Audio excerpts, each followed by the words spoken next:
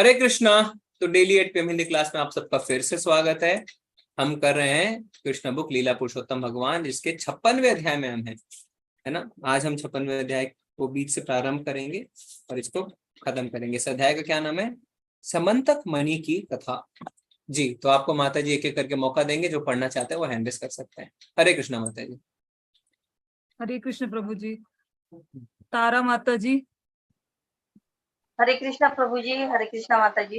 हरे कहाँ से कृष्ण। पढ़ना है? कहाँ से पढ़ना है?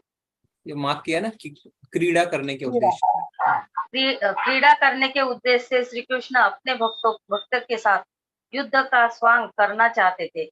जैसा कि श्रीमद् भागवत के पृष्ठों से हमें अनुभव होता है, श्री भगवान ने मानवेचित उचित सभी रुचियां तथा प्रवृत्तियां है। कभी कभी वे क्रीड़ा की भावना से अपनी शारीरिक शक्ति के लिए युद्ध करना चाहते हैं। जब उनकी ऐसी इच्छा होती है, तब स्वयं को यह सुख देने के लिए वे अपने किसी योग्य भक्त का चुनाव करते हैं। श्री कृष्ण की कामना जामवान के साथ ऐसे ही युद्ध के स्वांग का सुख प्राप्त करने की थी। यद्यपि स्वभाव से जामवान भक्त थे, किंतु अपने शारीरिक बल के माध्यम से भगवान की सेवा करते समय उन्हें श्री कृष्ण का ज्ञान नहीं था।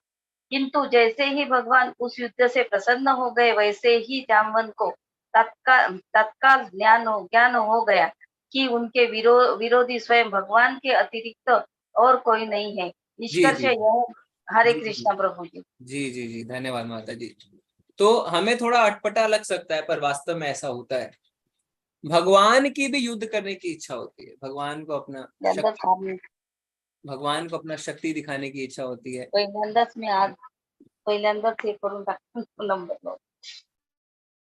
भगवान को अपनी शक्ति दिखाने की इच्छा होती है। तो कोई भी कोहोस्ट है ना, वो उसके पास राइट्स है कि आप दूसरों को म्यूट कर सकते हैं, और आप सिक्योरिटी में जाके, है ना, यहाँ से सेटिंग भी चेंज कर सकते हैं कि किसको अनम्यूट करने देना है नहीं देना है। तो कोहोस्ट में आप ये सब भी कर सकते हैं। तो अगर बीच में कोई अनम्यूट हो जाता है तो आप उसे अनम्यूट कर सकते हैं, और अभी मैंने कर दिया है, पर आप सिक्योरिटी में जाके allow all participants to unmute जो ऑप्शन है उसको विड्रॉ कर सकते हैं। ठीक है, तो कोहोस्ट को ये राइट्स मिल जाता है। हाँ, तो भगवान को अपनी शक्ति दिखाने की इच्छा होती है। भगवान को लगता है मैं भी थोड़ा अपना शक्ति दिखाऊं। तो यहाँ पे भगवान क्या करना चाह रहे हैं?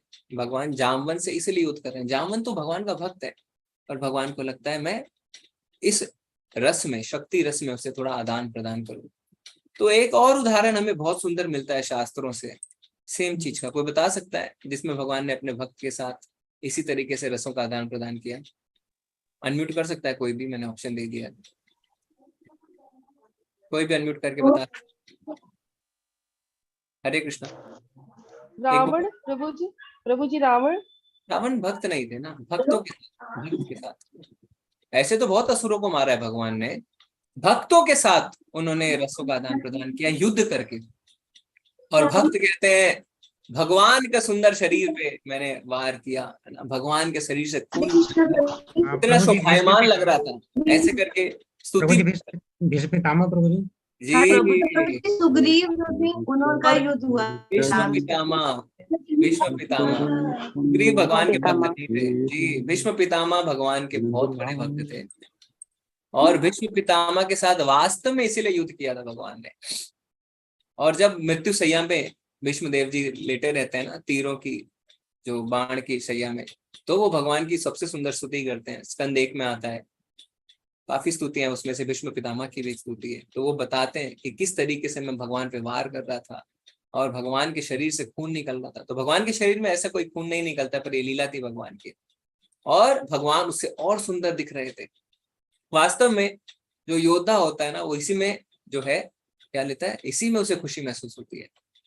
और क्या कह रहे थे कि अर्जुन, तुम तो रथ के पीछे थे, तुम भगवान की पीठ देख रहे थे, मैं रथ के सामने था, मैं तो भगवान का सुंदर चेहरा देख रहा था, उनका वक्ष स्थल देख रहा था, तो तुमसे ज्यादा सौभाग्यशाली तो मैं था। इस तरीके की स्तुति करते हैं भीष्म पितामह। ठीक है, तो ये भगवान के साथ जो है ना, शक्ति के रस में आदान प्रदान है। जी, आगे पढ़ेंगे।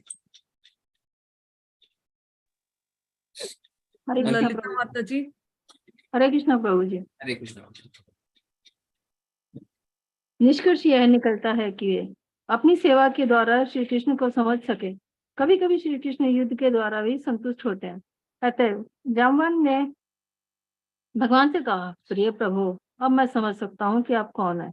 आप प्रत्येक प्राणी के बल, धन, संपत्ति, यश, सौंदर्य, बुद्धि और त्याग के स्रोत भगवान श्री विष्णु हैं।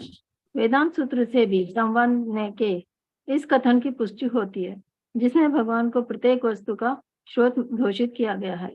जाम्बवान ने श्री कृष्ण को भगवान श्री विष्णु के रूप में पहचान लिया। प्रिय भगवान, ब्रह्मांड के प्रपंचों के रचयिता के भी रचयिता आप हैं। यह कथन उस सामान्य मानव के लिए अत्यंत शिक्षाप्रद है, जो विशेष बुद्धि वाले मानव के कार्यों द्वारा चकित हो जाता है।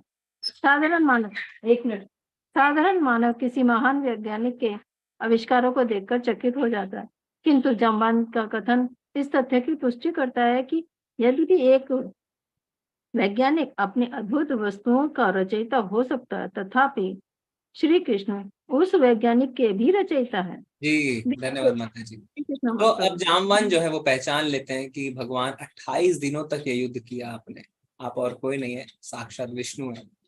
और क्या स्तुति करते हैं, अब मैं समझ सकता हूं कि आप कौन है। आप प्रत्येक प्राणी के बल, धन, संपत्ति, यश, सौंदर्य, बुद्धि और त्याग के स्रोत भगवान विष्णु है। तो भगवत गीता में भी भगवान जो अपने ऐश्वर्य की बात करते हैं तो क्या कहते हैं, मैं बुद्धिमानों की बुद्धि हूं, मैं मनुष्य का बल हूं, बलवानों का बल हूं, है ना, मैं यश हूं। तो उस बात की पुष्टि अब यहाँ पे जाम्बवान भी कर देते हैं। और प्रभुपाद जी लिखते हैं कि वेदांत सूत्र में भी ये बात कही गई है। तो कई लोग कहते हैं भगवान को दिखाओ तो ही मानेंगे, है ना। कई भौतिकवादी लोग होते हैं, उनको क्योंकि आधुनिक युग में पढ़ाई ऐसी पढ़ा दी गई है कि वो कहते हैं सीइंग इज बिलीविंग, देखूंगा तो ही विश्वास करूंगा। तो भगवान कहते हैं ओके, नो प्रॉब्लम। तो एक काम करो, कैसे देखो मुझे, जब किसी बलशाली व्यक्ति को देखो तो समझ जाओ उसका बल मैं हूं, जब किसी धनवान व्यक्ति को देखो तो समझ जाओ उसका धन मैं हूं, जब किसी यशस्वी व्यक्ति को देखो तो समझ जाओ उसका यश मैं हूं, किसी सुंदर व्यक्ति को देखे तो उसका सौंदर्य मैं हूं, किसी बुद्धिमान व्यक्ति की बुद्धि मैं हूं। तो इस तरीके से हम हर जगह भगवान को देख सकते हैं ना। भगवान कहते हैं रसो हम अपसु कौन्तेय, या जल का स्वाद मैं हूं, सूर्य चंद्रमा का प्रकाश मैं हूं। तो इस तरीके से अपनी भौतिक दृष्टि से हम भगवान को हर जगह देख सकते हैं। और इससे एक और शिक्षा क्या मिलती है हमें, कई बार हम अहंकार से भर जाते हैं, मैं कितना बुद्धिमान हूं, सब मेरी बुद्धि की तारीफ करते हैं ना, कितना इंटेलिजेंट है। पर जब हम ज्ञान अर्जन करते हैं, भगवत गीता पढ़ते हैं, शास्त्र पढ़ते हैं, तो हमें समझ में आ जाता है कि वास्तव में इस बुद्धि के मालिक हम नहीं है, इस बुद्धि के मालिक भगवान है। तो हमें अहंकार करने की आवश्यकता बिल्कुल नहीं है।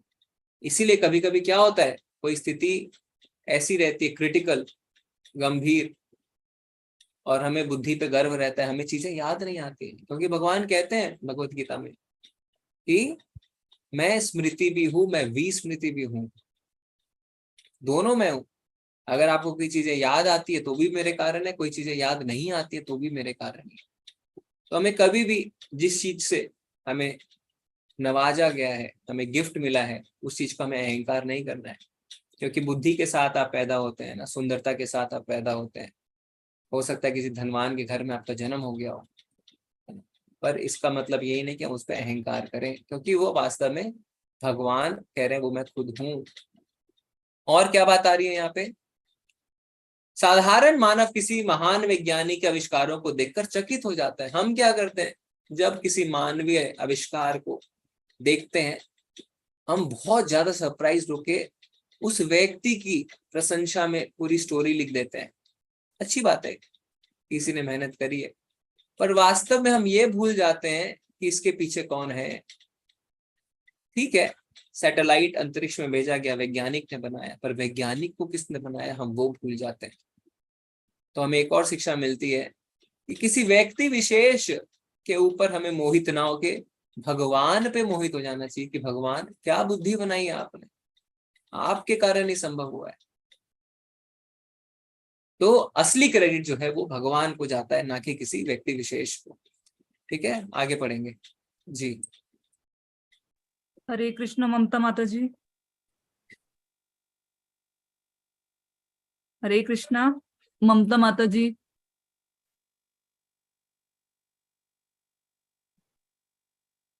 हरे कृष्णा नामिका माता जी।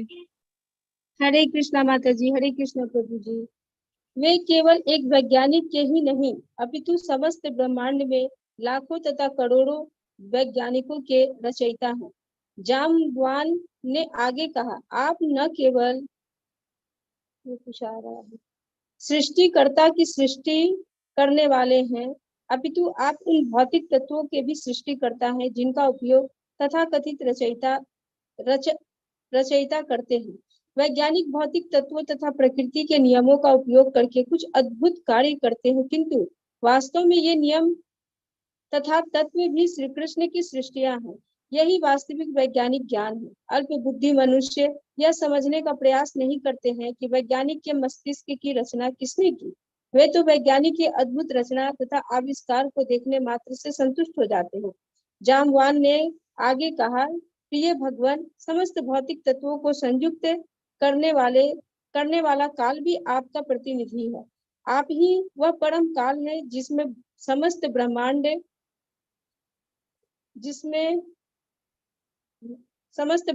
की सृष्टि, पालन तथा अंत में संहार होता है।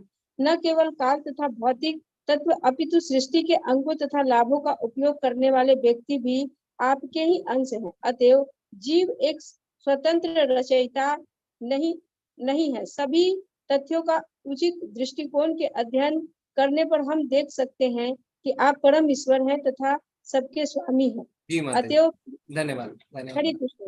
हरे कृष्णा। तो यहाँ पे क्या बता रहे हैं, जामवन ने आगे क्या कहा, आप ना केवल सृष्टिकर्ता की सृष्टि करने वाले हैं अपितु आप उन भौतिक तत्वों के भी सृष्टिकर्ता हैं जिनका उपयोग तथाकथित रचयिता करते हैं।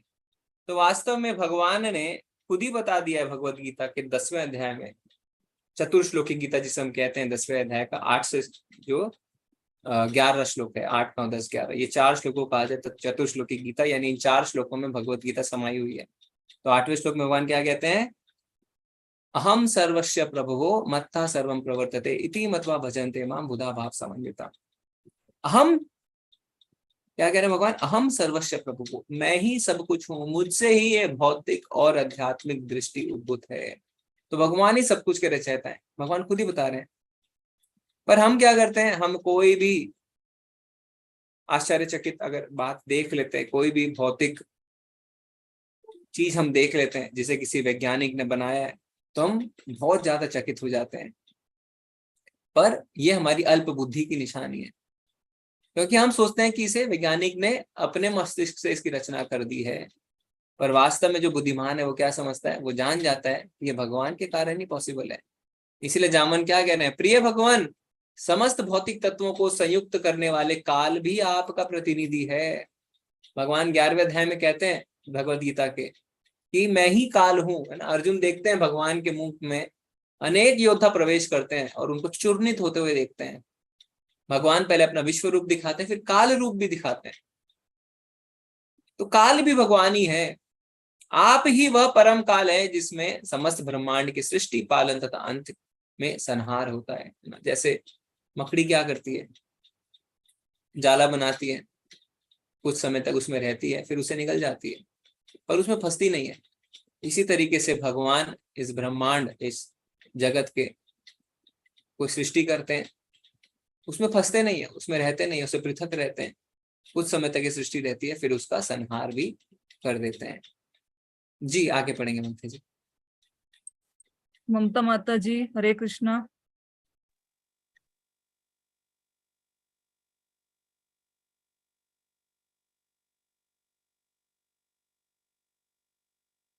माता जी आपकी आवाज नहीं आ रही है। ममता माता जी अनम्यूट करिए माता जी। प्रभु जी अनम्यूट नहीं हो रहे। ठीक है, अगला ले लेते। हरे कृष्णा, आ रही है आवाज? हाँ अभी आ रही है, पढ़िए माता जी। हाँ जी, बोल दो। ठीक है, हरे जी। कृष्णा प्रभु। अतः प्रिय भगवान, मैं समझ सकता हूँ कि आप वही श्री भगवान हैं जिनकी मैं श्री राम के रूप में उपासना करता हूँ। मेरे भगवान श्री रामचंद्र समुद्र पर पुल बांधना चाहते थे और मैंने स्वयं देखा कि किस प्रकार भगवान के दृष्टिपात मात्र से समुद्र विचलित हो उठा। जब समस्त समुद्र में हलचल होने लगी, तब समुद्र में निवास करने वाले सभी प्राणी जैसे व्हेल, घड़ियाल तथा तिमिंगल मछली व्याकुल हो उठे। समुद्र में तिमिंगल मछली व्हेल जैसे विशालकाय जलजीवों को एक बार में निगल सकती है। इस प्रकार समुद्र मार्ग देने को बाध्य हो गया, जिससे कि रामचंद्र जी लंका नामक द्वीप तक जा सके। आजकल लंका को सीलोन माना जाता है। कन्याकुमारी में श्रीलंका तक समुद्र का इस पुल का निर्माण आज भी सर्वविदित है। पुल के निर्माण के पश्चात रावण की राजधानी में चारों ओर आग लगा दी गई। रावण से युद्ध करते समय आपके तीक्ष्ण बाणों के द्वारा रावण के अंगों को छिन्न भिन्न कर दिया गया और उसका सिर धरती पर गिर पड़ा। अब मैं समझ सकता हूँ कि आप जैसे कोई नहीं, अपितु मेरे स्वामी भगवान श्री रामचंद्र ही हैं। ऐसी असीम शक्ति और किसी के पास नहीं है। अन्य कोई मुझे इस प्रकार नहीं पराजित कर सकता था। हरे कृष्णा धन्यवाद प्रभु। जी। हरे कृष्ण। तो यहाँ पे बहुत ही सुंदर जो है जामवान के ईष्ट जो है वो रामचंद्र जी है ना, जैसे हनुमान जी के ईष्ट रामचंद्र जी हैं। तो जब हनुमान जी चैतन्य महाप्रभु की लीला में आए, तो चैतन्य महाप्रभु कौन है? भगवान श्री कृष्ण। 500 साल पहले जब वो मायापुर में आए, तो हनुमान जी भी आए मुरारी गुप्त के नाम से ना, वो आयुर्वेदिक डॉक्टर थे। तो चैतन्य महाप्रभु ने कहते हैं, मुरारी हरे कृष्ण महामंत्र का जप करो, हरे कृष्ण कृष्ण कृष्ण हरे हरे, हरे राम राम राम हरे हरे। तो कहते हैं, प्रभु मैं तो राम राम ही जपता हूँ। बोले नहीं नहीं, ये कलयुग है, महामंत्र का जप करो। तो जपना शुरू करते हैं, हरे कृष्ण कृष्ण कृष्ण हरे हरे, हरे राम राम राम राम राम राम राम। फिर राम में उनकी सुई अटक जाती है। तो कई बार क्या होता है कि इष्ट होते हैं किसी के, भले ही एक ही है ना, कृष्ण में और राम में कोई अंतर नहीं है। तो इसी तरीके से जामवान जो है उनके इष्ट है रामचंद्र जी, और उनकी लीला को याद करते हुए बताते कि किस तरीके से उन्होंने सागर पे पुल बांधा था। तो त्रेता में रामचंद्र जी ने पुल बांधा है, हमने देखा। आप सब बताइए, ठीक हम देखते हैं कितने साल पहले है ना। तो कलयुग की अवधि कितने साल की है? प्रभु जी 4,32,000 साल। 4,32,000 साल। और द्वापर की कितनी थी? डबल, यानी 8,64,000। 864। और त्रेता ट्रिपल प्रभु जी कलयुग से 3 गुना, 96,000। हाँ। तो आप सोचिए कि कम से कम अगर हम मान लें कि त्रेता के अंत में भगवान ने पुल बांधा और द्वापर के 8,64,000 साल निकल गए, तो लगभग 10 लाख साल पहले वो पुल बांधा गया था मिनिमम। और फिर भी आज हम इसे देख सकते हैं, कोई भी आप आराम से गूगल पे जाकर उसे देख सकते हैं। तो उसमें बता रहे हैं कि भगवान ने एक बार दृष्टिपात करी सागर पे और सागर डर गया। और क्या बता रहे हैं उसमें जो सभी प्राणी हैं, वेल, घड़ियाल तथा तिमिंगिल मछली। तो तिमिंगिल मछली आप थोड़ा सा गूगल करेंगे तो आप जानेंगे, हमारे शास्त्रों में तिमिंगिला मछली का काफी जगह वर्णन है। और क्या बताया जाता है इस मछली के बारे में कि इतने विशाल काय मछली थी ये कि एक वेल को एक ही झटके में, एक ही बाइट में खा लेती थी। वेल खुद ही इतनी बड़ी होती है, पर तिमिंगिला मछली एक ही बाइट में खा लेती। तो अभी साइंटिस्ट का कहना है कि ये धरती पे लुप्त हो चुके हैं, पर कहीं ना कहीं किसी ना किसी दूसरे ब्रह्मांड में जरूर है। और ये हमारे शास्त्रों में इसका वर्णन भी मिलता है तिमिंगिल मछली का बहुत जगह। जी आगे पढ़ेंगे माता जी। हरे कृष्ण सुधीर प्रभु जी। सबका हैंड डाउन हो गया है, मैंने कर दिया क्या? जी जिनको पढ़ना है वो हैंड रेस कर लीजिए, शायद हैंड भूल से डाउन हो गया सब। हरे कृष्ण सुधीर प्रभु जी।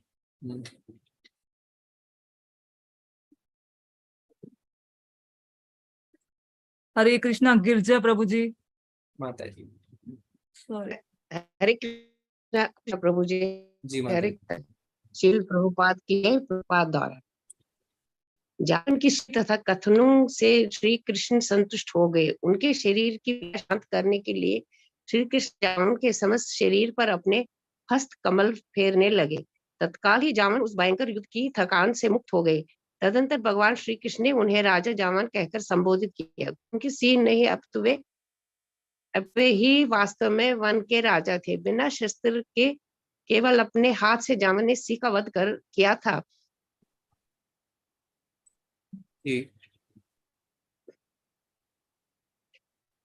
श्री कृष्ण ने जामवन को सूचित किया कि वे उनके पास समस्त मणि मांगने आए हैं, क्योंकि जब से समस्त मणि चोरी हुई है, श्री कृष्ण के नाम की अल्प बुद्धि लोग कलंक लगा रहे हैं। श्री कृष्ण ने उन्हें स्पष्ट रूप से सूचित किया कि वे इस कलंक से मुक्ति प्राप्त करने के लिए ही ये मणि मांगने आए हैं। जावन की सारी परिस्थितियां समझ में आ गई और भगवान को संतुष्ट करने के लिए उन्होंने तत्काल न केवल समस्त मणि दी, अब तो अपनी योगी कन्या जामवती को भी कृष्ण को समर्पित कर जी दी। जी जी जी, धन्यवाद। समस्त मणि श्री कृष्ण को। धन्यवाद माता जी, धन्यवाद। आगे पढ़ेंगे, आगे पढ़ेंगे।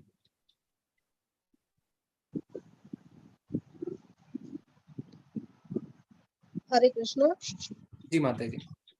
स्वयंतक मणि श्री कृष्ण को गुफा में प्रदान की गई तथा वहीं पर उनका जामवती से विवाह हुआ। यद्यपि कृष्ण तथा जामवान के बीच 28 दिनों तक युद्ध चला था, किंतु द्वारकावासियों ने 12 दिनों तक गुफा के बाहर प्रतीक्षा की। तदंतर उन्होंने निश्चय किया कि कुछ अप्रिय घटना घट गई है। वास्तव में क्या हुआ था, इसे वे निश्चित रूप से नहीं समझ सके और अत्यंत दुखित तथा भ्रमित होकर वे द्वारका नगरी वापस लौट गए। यह देखकर कि नागरिक श्री कृष्ण के बिना वापस लौट आए हैं, श्री कृष्ण की माँ देवकी, उनके पिता वसुदेव जी तथा उनकी पटरानी रुक्मणी जी आदि परिवार के सभी सदस्य, समस्त मित्रों, संबंधियों तथा महल के वासियों सहित अत्यंत दुखी हो गए।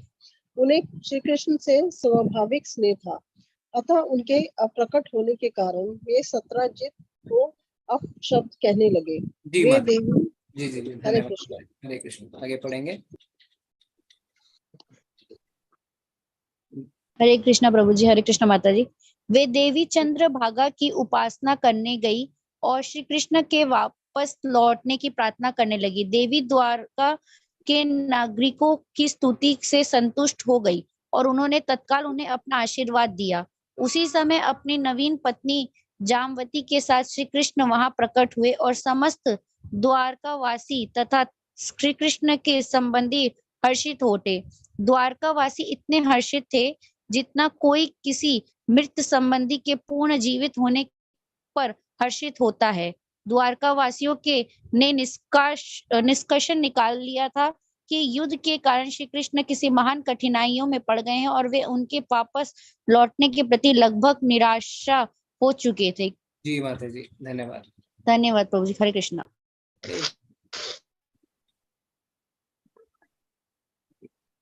अंकिता माता जी, आपकी आवाज नहीं आ रही। अनिल प्रभु, हरे कृष्णा। वो प्रभु जी पहले म्यूट रख दिया था। हाँ, अच्छा हाँ। पूनम त्यागी माता जी अनम्यूट करिए, पढ़िए।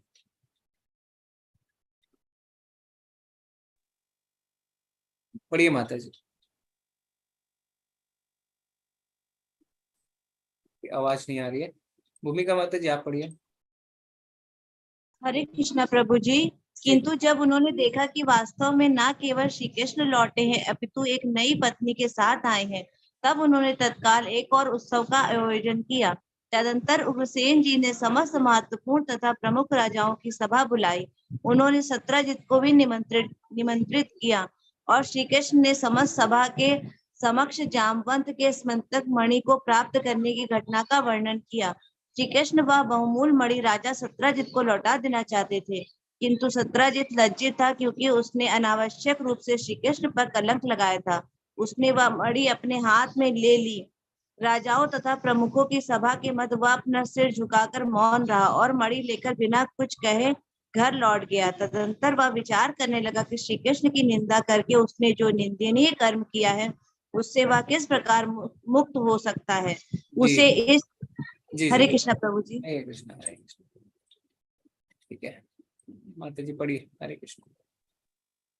हरे कृष्ण प्रभु जी। जी। उसे इस बात का ज्ञान था कि उसने श्री कृष्ण के प्रति घोर अपराध किया है और उसे उस त्रुटि को सुधारने का एक ऐसा मार्ग ढूंढना है जिससे कि श्री कृष्ण पुनः उससे प्रसन्न हो जाए। राजा सत्यजीत ने अपनी मूर्ता से जो चिंता उत्पन्न कर ली थी वह उससे मुक्ति पाने का उत्सुक था। भौतिक वस्तुओं और विशेष रूप से स्यमंतक मणि के प्रति आकर्षण इस उत्सुकता का कारण था। श्री कृष्ण के प्रति उसने जो अपराध किया था उससे सत्यजीत वास्तव में अत्यंत दुखी था और वह वास्तव में भूल सुधार करना चाहता था। श्री कृष्ण ने उसे अंदर से सद्बुद्धि दी और सत्यजीत ने श्री कृष्ण को स्यमंतक मणि तथा अपनी पुत्री सत्यभामा दोनों ही देने का निश्चय किया। जी माता जी, धन्यवाद। हरे कृष्ण प्रभु जी। श्री हरे कृष्ण ने उसे अंदर से सद्बुद्धि दी। जी, तो इस बात की चर्चा भगवान खुद करते हैं भगवत गीता में और चतुर्श्लोकी गीता में ही करते हैं। क्या कहते हैं भगवान? भगवान कहते हैं 10वें श्लोक में, तेषां सतत युक्तानां भजतां प्रीति पूर्वकम ददामि बुद्धि योगम तम येन माम उपयान्ति ते। जो प्रेम पूर्वक मेरी सेवा करने में निरंतर लगे रहते हैं उन्हें मैं ज्ञान प्रदान करता हूं जिसके द्वारा मुझसे आ सकते हैं। ददामि बुद्धि योगम तम, मैं उन्हें ज्ञान देता हूं। और अगले श्लोक में भगवान क्या कहते हैं, तेषानेवानुकंपार्थम अहम ज्ञानम जमा तमा नाश्य आत्मया भावस्तो ज्ञान दीपेन भास्वता। मैं उन पर विशेष कृपा करने के हेतु उनके हृदय में वास करते हुए ज्ञान का प्रकाश में दीपक द्वारा ज्ञान अंधकार को दूर करता हूँ। ज्ञान दीपेन भास्वता, मैं उनके हृदय में ज्ञान रूपी दीप जलाता हूँ। तो कई लोग सोचते हैं हम शास्त्रों को पढ़ नहीं पाते हैं, क्या हमें ज्ञान प्राप्त नहीं होगा, हम कैसे ज्ञान अर्जन करें? तो भगवान कहते हैं क्या, जो भक्ति में लगे रहते हैं, भगवान की सेवा करते हैं, ददामि बुद्धि योगम तम, मैं उन्हें बुद्धि प्रदान करता हूँ। ज्ञान दीपेन भास्वता, मैं उनके हृदय में ज्ञान का प्रकाश जलाता हूँ, है ना। तो जब हम भगवान की ओर एक कदम बढ़ाते हैं तो भगवान भी हमारी ओर 10 कदम बढ़ाते हैं। तो यहाँ पे भगवान ने देखा कि सत्यजीत जो है उसे ग्लानि हो रही है, वो चाहता था मैं क्या करूं जिससे भगवान जो मुझसे रुष्ट हुए हैं मैं भगवान को मना सकूं, भगवान दोबारा प्रसन्न हो सके। तो उन्होंने क्या किया, उन्होंने उसे अंदर से सद्बुद्धि दी। ठीक है, इसकी चर्चा हम क्लास के एंड में थोड़ी और करेंगे, आपके पर्सनल एक्सपीरियंस थोड़ा सुनेंगे। पहले हम इस चैप्टर को कंप्लीट करते हैं। जी अनिल प्रभु, आप आगे ले सकते हैं हैंड्स। हरे कृष्ण प्रभु जी, हैंड्स ले सकते हैं आगे।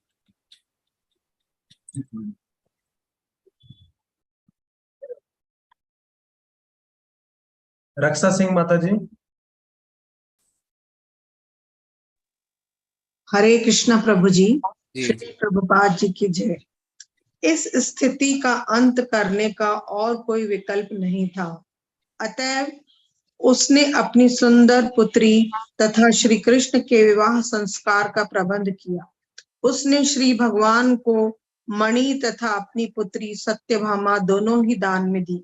सत्यभामा इतनी रूपवती तथा गुणवती थी कि अनेक राजाओं ने उसका हाथ मांगा था, किंतु सत्यजीत एक योग्य जामाता की प्रतीक्षा कर रहा था। श्री कृष्ण की अनुकंपा से उसने अपनी पुत्री उन्हें देने का निश्चय किया। जी जी माता जी, धन्यवाद। तो क्या हुआ, अतएव उसने अपनी सुंदरी पुत्री तथा श्री कृष्ण के विवाह संस्कार का प्रबंध किया, है ना। और क्या किया, श्री भगवान को मणि तथा अपनी पुत्री सत्यभामा दोनों ही दान में दे दी।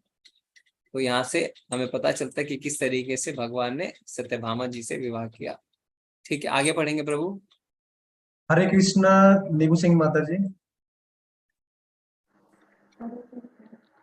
हरे कृष्ण।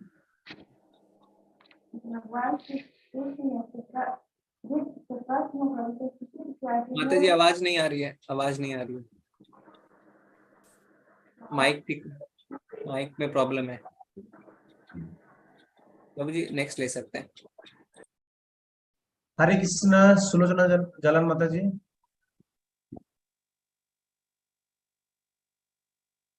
हरे कृष्णा माता जी, आवाज नहीं आ रही आपकी भी। हरे कृष्ण। हरे कृष्ण सुधीर प्रभु जी। हरे कृष्ण। हरे कृष्णा, दंडवत प्रणाम सभी को। आवाज आ रही है मेरी? जी जी। हरे कृष्णा। भगवान श्री कृष्ण, श्रील प्रभुपाद जी की जय हो। भगवान श्री कृष्ण ने सत्रजीत से प्रसन्न होकर उसे सूचित किया कि उन्हें इस यमंतक मणि की कोई आवश्यकता नहीं है। उन्होंने कहा, जैसे तुमने इसे रखा था उसी भांति इसे मंदिर में रहने देना ही उत्तम है। तब हम में से प्रत्येक को इस मणि का लाभ होगा। द्वारिका नगर में मणि की उपस्थिति के कारण यहाँ दुर्भिक्ष अथवा महामारी, अत्यंत ताप एवं शीत से होने वाले उत्पात नहीं होंगे। इस प्रकार लीला पुरुषोत्तम भगवान श्री कृष्ण के अंतर्गत इस यमंतक मणि की कथा नामक 56वें अध्याय का भक्ति वेदांत तात्पर्य पूर्ण हुआ। हरे कृष्णा। तो वास्तव में देखिए, मणि मंदिर के मंदिर में रह गई और भगवान को 2 रानियां मिल गई, है ना। तो ये भगवान की सारी लीलाएं रहती हैं, इसलिए सारे कार्य होते हैं। और साथ ही साथ भक्तों का उद्धार भी हो जाता है ना। जामवान को भगवान से युद्ध करने का मौका मिला, तो इस युद्ध को हमें कोई द्वेष में क्या वो युद्ध नहीं मानना चाहिए। ये भगवान और भक्त के बीच में रसों का आदान प्रदान। ठीक है, बहुत ही सुंदर था यह अध्याय। अगला अध्याय हम कल शुरू करेंगे, जिसका नाम है सत्रजीत एवं शतधन्वा का उद्धार। हाँ ठीक है, तो यहाँ पे किस तरीके से भगवान के हाथों उनका उद्धार होने वाला है, 57 चैप्टर हम कल देखेंगे। हरे कृष्णा, बहुत बहुत धन्यवाद। तो हमने ये देखा कि भगवान कह रहे हैं ददामी बुद्धि योगम तम, मैं बुद्धि प्रदान करता हूं किसको, जो निरंतर मेरी भक्ति सेवा में लगा रहता है। और फिर भगवान कह रहे हैं ज्ञान इतिपेन भास्वता, मैं हृदय में ज्ञान का दीप जलाता हूं। तो आप में से कोई बताना चाहता है, एंड कर सकते हैं कि आपने ऐसा अनुभव किया हो अपने जीवन में कि आपने भगवान के प्रति 1 कदम बढ़ाया और भगवान ने आपके प्रति 10 कदम बढ़ाए और आपको बुद्धि प्रदान करी, आपके हृदय में ज्ञान का दीप जलाया, है ना। इस तरीके से हमने अपने जीवन में कई बार किया है। अगर आपको याद आता हो, कुछ रिसेंटली हुआ हो या पहले की कोई बात हो, तो आप हमें बता सकते हैं। इससे हम आपके एक्सपीरियंस सुन के भक्ति मार्ग में थोड़े प्रोत्साहित हो सकते हैं। सुधा माता जी, आप बताना चाहते हैं? हरे कृष्ण माता जी, अनम्यूट करिए। आवाज नहीं आ रही है। ये कुछ जूम की प्रॉब्लम है शायद, 2 दिनों से हमें ये प्रॉब्लम फेस करने को मिल रहा है, आवाज नहीं आती है। सुधा माता जी, हाँ अभी आ रही है शायद, बोलिए। ओके माता जी, आप हैंड रेज रखेंगे, हम आपका देखेंगे आपकी बाद में अगर आवाज आएगी तो। गिरजा माता जी, हरे कृष्ण। हरे कृष्णा प्रभु जी। जी माता जी। प्रभु जी, मेरे हाथ में ना 5-6-7 साल से बहुत प्रॉब्लम थी। मेरा पूरा सर्दी गर्मी में ना वो स्क्रैच से रहते थे, बहुत रफ स्किन रहता था। मैंने भगवान से कहा कि मैं माला में मुझे डिफिकल्टी होती है, तो मैं माला अच्छे से नहीं कर पाती हूँ। वो जो उसके है बीट्स है, मैं अच्छे से नहीं, मुझसे वो होते हैं। तो एकदम से पूरा 1 हफ्ते में वो ना, मैं तो दवाई लेती थी डॉक्टर साहब, कुछ आयुर्वेदिक उसमें वो लगाती। तो 1 हफ्ते में मेरा मतलब मैं इमेजिन नहीं कर सकती थी इतना क्लियर मेरा हाथ हो जाए, उंगलियां सारा बिल्कुल एकदम से। और मैं अब अच्छे से, और मैं सबको यही कहती हूँ कि ये भगवान की कृपा है। मैं मतलब वो एलोपैथी और दोनों दवाइयां मैंने इतनी, वो ट्यूब वो सब कुछ लगाया, और एकदम से एक मतलब जब मैंने भगवान से मन से कहा, श्री कृष्ण से, तो 1 हफ्ते में मेरा पूरा क्लियर हो गया हाथ। जी और जी। मैं अच्छे से अब मल में, और मैं थैंक यू भी कहती हूँ कि मैं कितने मतलब अच्छे भाव से कर पाती हूँ। हाँ जी। तो देखिए, इसमें हमें एक चीज जानना है कि माता जी ने भगवान से प्रार्थना करी किस लिए, जिससे वो और अच्छे से भक्ति कर पाए, माला अच्छे से कर पाए। भगवान मदद करते हैं ना। हम इस चीज का, भगवान की दया का फायदा भौतिक चीजों के लिए उठाने की कोशिश ना करें, है ना, कि भगवान थोड़ा सा ये दे दो, थोड़ा सा वो दे दो। नहीं, हाँ भक्ति में अगर कोई आपको दिक्कत आ रही है, कोई कष्ट हो रहा है, तो प्रार्थना करिए, भगवान मैं ठीक से भक्ति नहीं कर पा रहा हूँ, मैं सेवा नहीं कर पा रहा हूँ, ये मुसीबत आ रही है मुझे, तो भगवान जरूर मदद प्रभु करें। प्रभु जी जी, मैं 100% श्योर हूँ कि ये श्री कृष्ण जी ने भी मतलब उसी से मेरा ये हाथ ठीक हुआ। मैं तो मतलब 2019 से मेरे हाथ में ये प्रॉब्लम थी, पूरा सर्दी गर्मी रहती थी, पूरा ही साल ही रहती, जी जी पूरा रफ स्किन, और वो स्क्रैच पड़ते थे, कितनी दवाई खाती थी, लेकिन 1 वीक में मेरा मतलब मैंने इमेजिन नहीं किया इतना स्मूथ मेरे उंगलियां पूरा हैंड हो जाएगा, दोनों हाथ। जी। और मैं ये भगवान की कृपा ही मानती। हरि बोल, हरि बोल, बहुत बहुत धन्यवाद हरि माता। बोल, धन्यवाद प्रभु जी। वैष्णवी माता जी, आप कुछ बताना चाहते हैं? हरे कृष्णा प्रभु जी। जी प्रभु जी, मुझे क्या था कि मैं क्लास तो पहले जो मेरी 4-5-6 महीने पहले मेरी बेटी, मैं तो क्लास भी नहीं करना चाहती थी। तो मेरी बेटी ने जबरदस्ती मुझे इसमें डाला 18 दिनों की गीता कोर्स में। फिर वो एक लत आदत पड़ गई, फिर वो करा, फिर मतलब आपसे भी जुड़ गए। मतलब इसमें इतनी प्रगति हुई कि अंदर से भावनाएं भी आने लगी है भगवान के प्रति। और मैंने तो कुछ भगवान से मांगा नहीं, कुछ ऐसी प्रॉब्लम्स आई थी इकोनॉमिकली थोड़ी सी कि कुछ गलत आरोप भी लगे, तो वो मतलब मैंने कहा भी नहीं था, लेकिन सब भगवान अपने भक्तों की रक्षा नहीं करते। उन्होंने मतलब उस प्रॉब्लम से भी हमें निकाल लिया। तो मैंने अपने हस्बैंड से तुरंत काम किया कि ये किसी चीज का नहीं, सिर्फ भगवान का है, क्योंकि वो उससे निकल नहीं सकते थे। जी जी जी जी, बहुत ही बढ़िया। तो वास्तव में भगवान हमारा रास्ता सुलभ कर देते हैं जिससे हम अच्छे से भक्ति कर पाए। पर हमें हमेशा भगवान के प्रति कृतज्ञ रहना चाहिए। कई बार क्या होता है कि हमें कुछ मिल गया, दुख खत्म हो गए, दुख कम हो गए, फिर हम भटक जाते हैं भौतिकता के प्रति। लेकिन प्रभु जी भक्ति थोड़ी सी और चाहिए, और वो और भक्ति में लग रहा है कि और मुझे मिले भक्ति, जी, मेरे मालाएं अंदर बढ़ाइए, और भाव है। मालाएं बढ़ाइए। कितनी मालाएं करते हैं आप? प्रभु जी अभी तो 3 ही कर पा रहे, नहीं कर पाते, कोशिश करते हैं लेकिन नहीं कर पाते। तो ओरली ऐसे ही काम करते करते वो करते, मुझे इसमें थोड़ा सा हाँ, सहज उसमें रहता प्रार्थना है। करिए भगवान से कि थोड़ा माला आप कर पाए। 16 माला तक बढ़ाइए माता जी, ठीक है जी। जी प्रभु जी। हरे कृष्णा हरे कृष्णा। सुधीर प्रभु आपके पास हम बाद में आएंगे क्योंकि आप हमारे वेटरन हैं। शालिनी माता जी, हरे कृष्ण। हरे कृष्णा प्रभु जी। प्रभु जी मैं इसके पहले जब माला करती थी, उसके पहले मैंने पहले भी बोला था, मुझे डॉक्टर्स ने बोला था, मुझे ब्रेन में स्ट्रोक्स आते थे, मैं एकदम भी पढ़ नहीं पा रही थी। और मैंने माला करना शुरू किया, मेरे ब्रेन का पूरा ठीक हो गया। मेरा लास्ट टेस्टिंग हुआ, उसमें मेरा पूरा ब्रेन रिकवर हो गया। मैं पढ़ाई भी कर पा रही हूँ, क्लासेस भी कर पा रही हूँ, माला भी करती हूँ। हेल्थ में धीरे धीरे इम्प्रूवमेंट आ रहा है। मैं अब से रोज नरसिंह आरती शुरू की हूँ अपने घर पे ही, तो मैं वो कर रही हूँ। मंदिर में जो हम आरती करते थे, मैंने उसको रिप्लेस करके नरसिंह आरती करना शुरू किया है। हेल्थ इश्यूज में बहुत इम्प्रूवमेंट है मेरे को चाहिए था कि मैं जैसे करूं वैसे मेरे हस्बैंड भी करे। उन्होंने भी माला करना शुरू कर दिया, वो भी भगवतों का क्लास करते हैं, मेरे साथ बैठते हैं। मैं भी अगर 6 बजे उठ के सुबह चैतन्य प्रभु का क्लास करती हूँ, तो वो भी मेरे साथ उठ के करने लग गए। हमारे घर में प्याज लहसुन बंद हो गया। मतलब सारा ये जो ड्रास्टिक चेंज था, ये सब कुछ भक्ति के आने के बाद ही हुआ है। जी जी जी जी, बहुत ही अच्छा है। बट हमें बहुत सतर्क रहना है इस चीज को लेके, भगवान की कृपा को मिसयूज नहीं करना है। हाँ, क्योंकि क्या होता है, जैसे ही हमें लगता है भगवान मदद कर रहे हैं, हमारे अंदर अहंकार आना शुरू हो जाता है। हमें लगता है हम बहुत बड़े भक्त बन गए हैं और हम तो जो कहेंगे भगवान कर ही देंगे। और फिर भौतिक चीजों के प्रति भी आसक्ति बढ़ने लग जाती है दोबारा से। पर भगवान जितनी जल्दी आपको भक्ति का आनंद देते हैं, उतनी जल्दी वो आनंद खींच भी सकते हैं। भगवान अहंकार किसी के अंदर पसंद नहीं करते हैं ना। देखिए आप, जब रास लीला हुई करी तो कुछ गोपियों को लगा हम स्पेशल हैं। भगवान तुरंत वहां से अंदर ध्यान हो गए, तुरंत चले गए।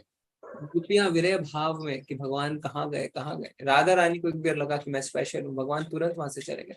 भगवान को अहंकार बिल्कुल पसंद नहीं है। तो प्रार्थना करते रहे कि भगवान हम आपकी सेवा के लायक नहीं है, आपने सेवा दी है, हम बहुत आभार प्रकट करते हैं। इसी तरीके से आप अपनी सेवा में लगा के रखिए।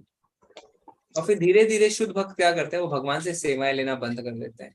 लेकिन हम भी भगवान से बहुत सेवाएं लेते हैं, ये कर दीजिए, ये कर दीजिए, ये कर दीजिए। तो एक बार अंकिता माता जी है ना, उन्होंने भी बताया था कि गोस्वामी जो थे हमारे, वो धूप में है ना ग्रंथ लिख रहे थे। तो उनको उनके अग्रज ने कहा आप एक कुटिया बना लीजिए, आप धूप में कर रहे हैं। वो नहीं बनाते थे। तो एक बार वो लिख रहे थे, पीछे से एक उन्होंने देखा कि राधा रानी खुद अपने पल्लू से आके उन्हें छाया देती हैं।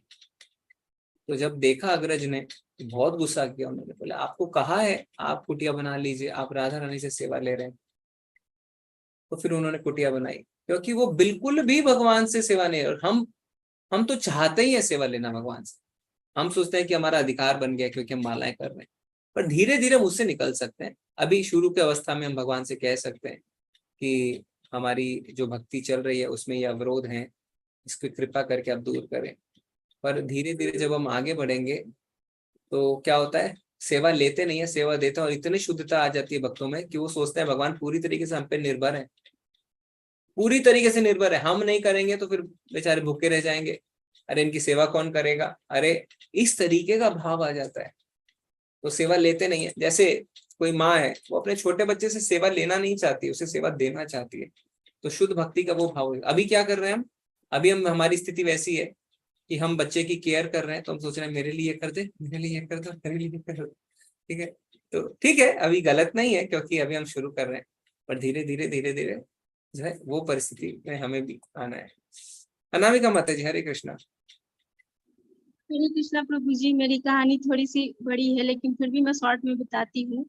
मैं ना, जैसे मेरे घर में कुछ उपले, जैसे एक मैंने काम वाली रखी थी, वो मेरे रूम में ही रहती थी, कुछ उपले उसने रखे थे, तो बगल वाली एक ऐसे करके उपले मांगने आई, तो वो शाम का करीब 6:30 या 7 बज रहा था।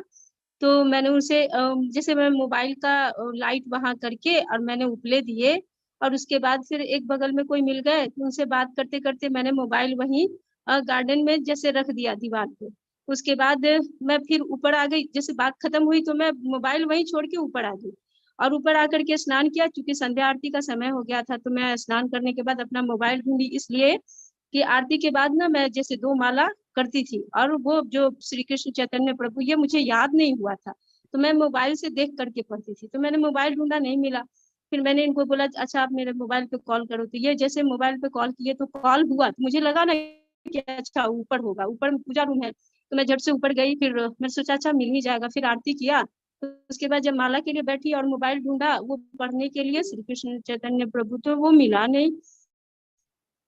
फिर मैंने इनको बोला अच्छा मेरे मोबाइल पे कॉल करो, तो फिर ये किए, तो फिर वो स्विच ऑफ बता रहा था। फिर मैं काफी टेंशन में आ गई, तो फिर मैंने अपने लड़के को बोला कि तुम जीपीएस से पता करो ऐसे करके, तो उसने पता किया, तो थोड़ी देर में पता चला कि वो सिम ही निकाल लिया गया है।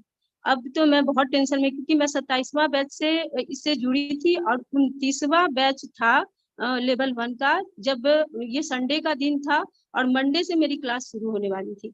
तो मैं बहुत ज्यादा टेंशन में थी कि मैं क्या करूं। अगल बगल मैंने सबसे पूछा और वो मिल नहीं रहा था, और मेरे मुझसे ना बार बार ये निकल रहा था मेरा कल से क्लास है, मैं कैसे अटेंड करूंगी, कैसे। मैं काफी टेंशन में थी। तो मेरा लड़का बोला अच्छा अच्छा छोड़ो छोड़ो, मैं तुम्हें कल मोबाइल दिला दूंगा। तो मैंने सोचा, मैंने बोला अरे कल मोबाइल दिलाओगे तो भी मैं क्लास कैसे कर पाऊंगी, सिम लेना और ये सब चीज कर, फिर से क्लास के लिए रजिस्ट्रेशन करना, ये सब कैसे होगा। तो वो बोला कि अच्छा तुम एक बात गौर करो कि तुम इस टेंशन में तुम किसको भूल रही हो, तुम अपने भगवान को भूल रही हो।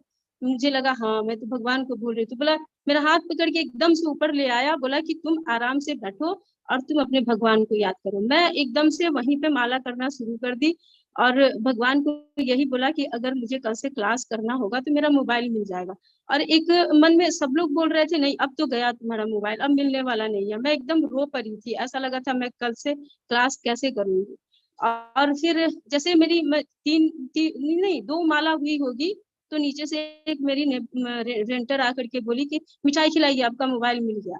मैंने सोचा अरे ऐसे कैसे मिल गया। तो फिर जब पता चला तो मुझे लगा कि मेरा जो दूध वाला जो आता है नीचे में रेंटर, और दूध वाला भी इतना ईमानदार प्रभु जी कि वो कभी भी दूध में पानी नहीं मिलाता। यहाँ पर 2 जनों की परीक्षा हुई थी। जैसे वो इतना ईमानदार है कि वो आपके घर भी पहुंचाएगा तो दूध में एक बूंद पानी नहीं मिलाएगा। तो मुझे एक बार भी नहीं लगा था कि, हालांकि नीचे वाले बोल रहे थे कि राय जी आए हैं दूध देने, तो हो सकता है वही मोबाइल ले गए हैं, तो मुझे नहीं लगा था कि वो नहीं ले जा सकते, वो बहुत ईमानदार है। तो भगवान ने उनकी भी परीक्षा ली, क्योंकि तुम ईमानदार हो, वो ले गए मोबाइल। उन्होंने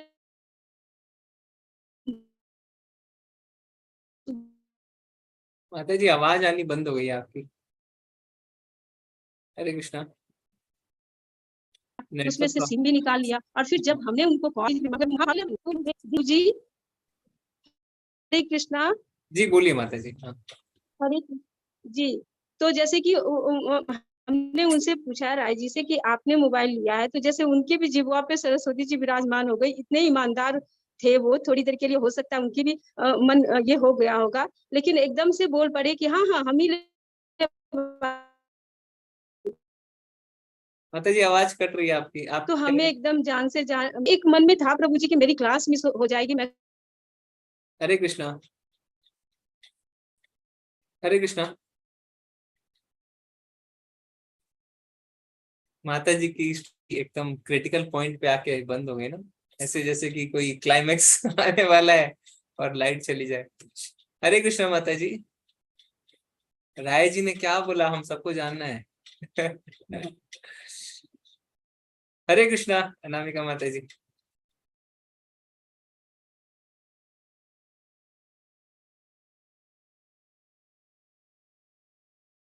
ये देखिए अभी हम भी सस्पेंस में आ गए कि क्या हुआ।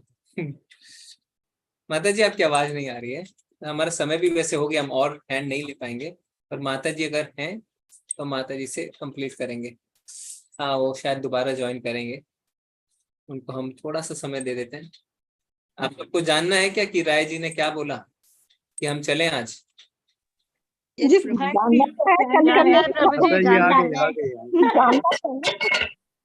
आ गई समझ में आ गया, समझ में आ गया प्रभु जी। एक मिनट अनामिका माता जी से राय जी ने क्या बोला? हाँ। हरे कृष्णा माता जी, अनामिका माता जी। हाँ राय जी ने क्या बोला माता जी, सबको जानना है। हाँ, वो राय जी ने बोला, जैसे हमने फोन किया ना कि राय जी आप यहाँ मोबाइल देखे हैं, तो उनके मुंह से बस यही निकला, हाँ हम ही ले ले पानी। जैसे उन्होंने अपने भाषा में बोला, वो भोजपुरी भाषा में, तो हमारी एकदम से जान में जान आई, क्योंकि मुझे भी एकदम से लग रहा था कि राय जी यहाँ पे जो उनकी परीक्षा हो रही है उसमें वो पास हो।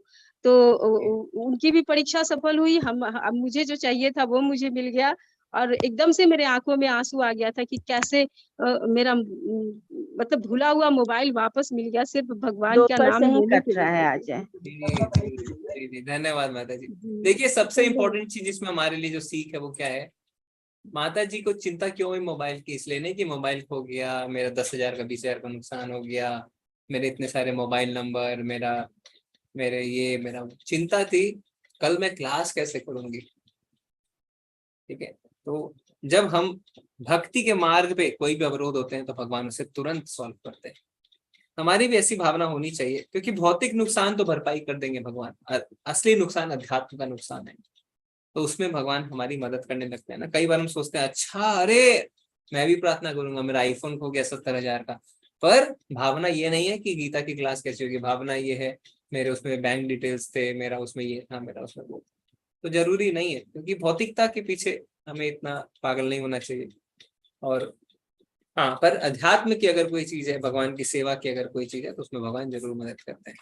ठीक है, ठीक है, बहुत बहुत धन्यवाद माता जी, बहुत ही अच्छा लगा आप सबसे सुन के। जिनका हम नहीं सुन पाए कल सुनेंगे, 2-3 मिनट रह गए हैं, लेवल 1 की क्लास शुरू होने वाली है।